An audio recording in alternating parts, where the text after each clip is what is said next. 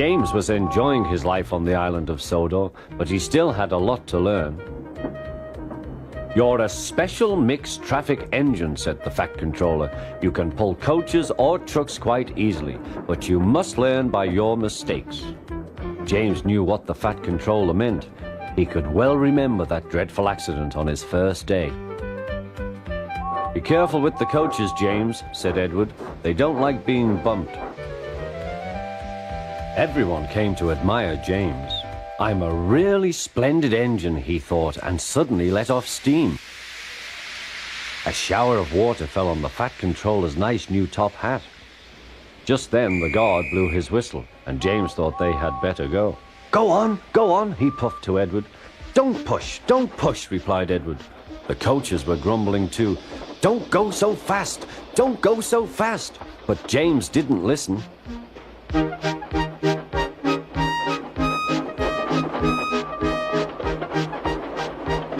When at last they stopped at the next station, 2 coaches were beyond the platform. They had to go back to let the passengers out.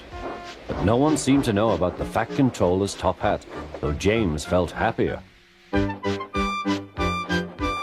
Presently they came to the station where Thomas was waiting with his 2 coaches.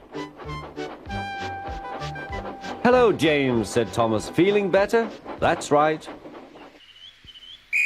"Oh, that's my guard's whistle. I must go.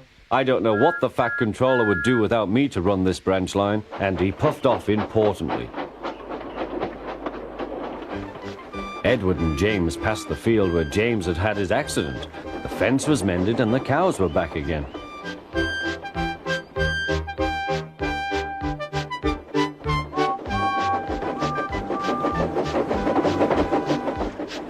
They ended their journey and rested before setting off for home. James was still wondering what the Fat Controller would have to say about his top hat.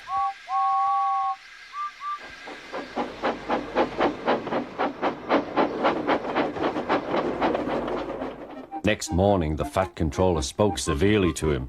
"If you can't behave, I shall take away your red coat and have you painted blue." James didn't like that at all.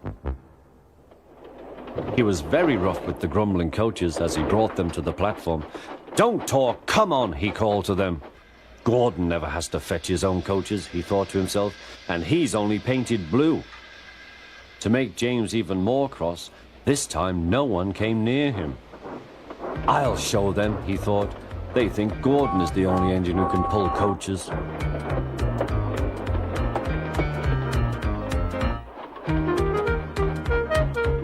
Hurry, puffed James. You're going too fast, replied the coaches. James laughed and tried to go faster, but the coaches wouldn't let him. "We're going to stop," they said. "We're going to stop."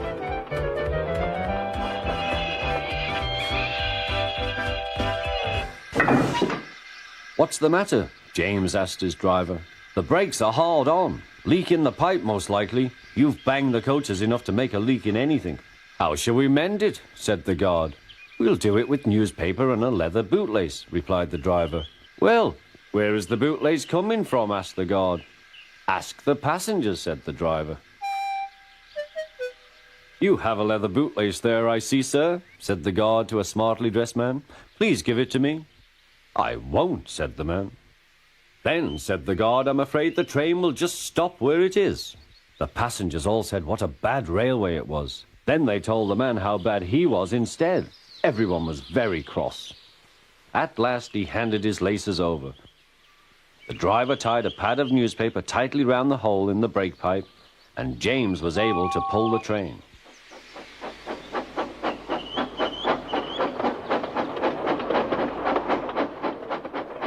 But he was a sadder and wiser James, and took care never to bump coaches again.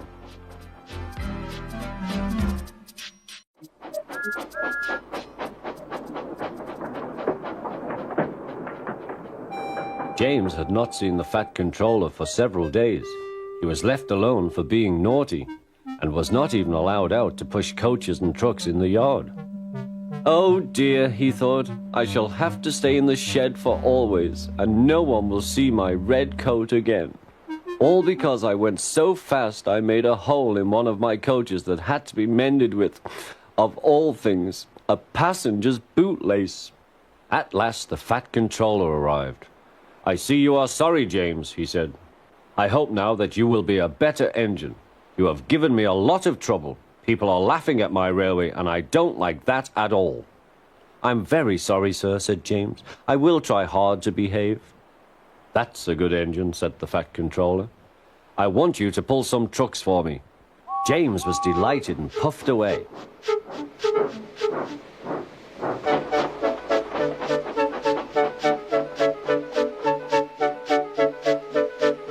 "Here are your trucks, James," said Thomas. "Have you got some bootlaces ready?"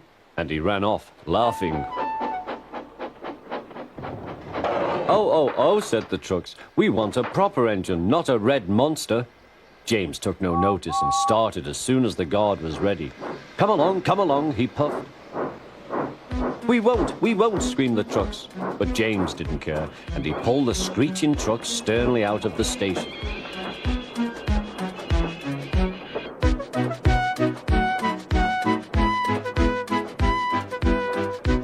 The trucks tried hard to make him give up, but he still kept on. Sometimes their brakes would slip on, and sometimes their axles would run hot, and each time the trouble had to be put right. And each time James would start again, determined not to let them beat him. Give up, you can't pull us, you can't, called the trucks. I can and I will, puffed James, and slowly but surely he pulled them along the line. At last they saw Gordon's hill. Look out for trouble, James, warned his driver. We'll go fast and get them up before they know it. Don't let them stop you. So James went faster, and soon they were halfway up. I'm doing it, he panted. Will the top never come? Then, with a sudden jerk, it all came easier. I've done it, he puffed. Hooray! It's easy now. But his driver shut off steam. They've done it again. We've left our tail behind. Look. The last trucks were running backwards down the hill. The coupling had snapped. But the guard stopped the trucks and got out to warn approaching engines. That's why it was easy, said James, as he backed the other trucks carefully down. What silly things trucks are. There might have been an accident. Shall I help you, James? Called Edward. No, thank you, answered James. I'll pull them myself. Good. Don't let them beat you. You're doing well, whistled Edward, as James slowly struggled up the hill. I can do it, he puffed. He pulled and puffed as hard as he could. I've done it, he panted.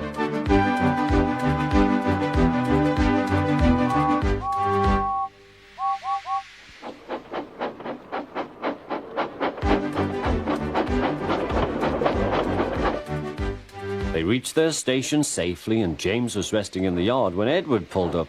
Peep, peep, he whistled. Then James saw the fat controller.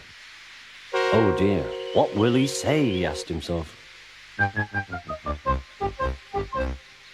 But the fat controller was smiling. I was in Edward's train and I saw everything, he said. You've made the most troublesome trucks on the line behave.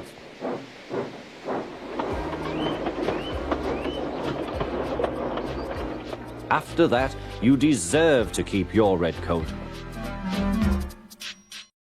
One night, Henry and Gordon were alone with James. Although the fat controller was beginning to think well of him, whenever a chance came, the other engines would talk of nothing but bootlaces. Remember the time one had to be used to get you out of trouble, James, they would tease. James tried to get his own back, talking about engines who got shut up in tunnels and stuck on hills. But they wouldn't listen. You talk too much, little James, said Gordon. A fine, strong engine like me has something to talk about. I'm the only engine who can pull the express. When I'm not there, they need two engines. Think of that. I've pulled expresses for years and have never once lost my way. I seem to know the right line by instinct. Every wise engine knows, of course, that the signalman works the points to make engines run on the right lines, but Gordon was so proud he had forgotten. Wake up, James, said Gordon next morning. It's nearly time for the express. What are you doing? Odd jobs? Oh, well, we all have to begin somewhere, don't we? Run along now and get my coaches. Don't be late. James went to get Gordon's coaches. They were all shining with lovely new paint. He was careful not to bump them, and they followed him smoothly into the station, singing happily, "We're going away, we're going away." "I wish I was going with you," said James. "I should love to pull the express and go flying along the line." Gordon, with much noise and blowing of steam, got ready to back onto the train.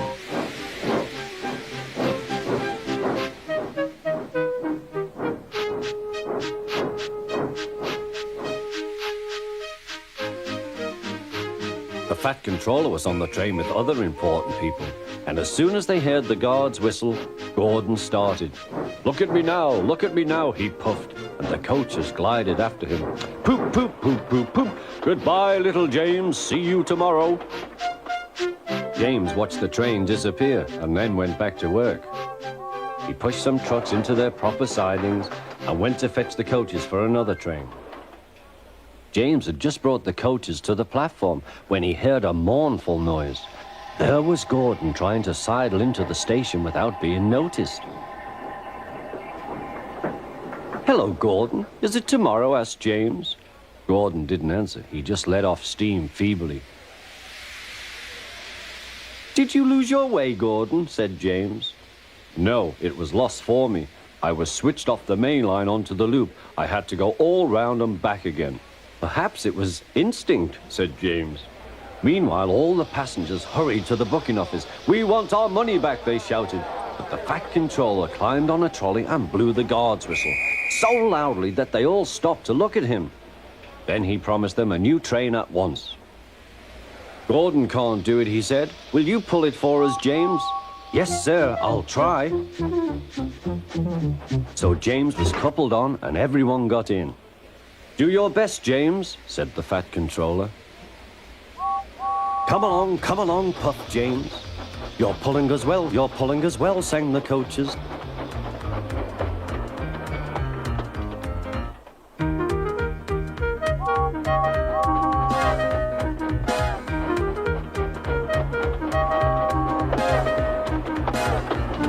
Bridges and stations flashed by, the passengers cheered, and they soon reached the station. Everyone said thank you to James, and the Fat Controller was very impressed. "Well done," he said. "Would you like to pull the express sometimes?" "Yes, please," answered James. Next day, when James came by, Gordon was pushing trucks.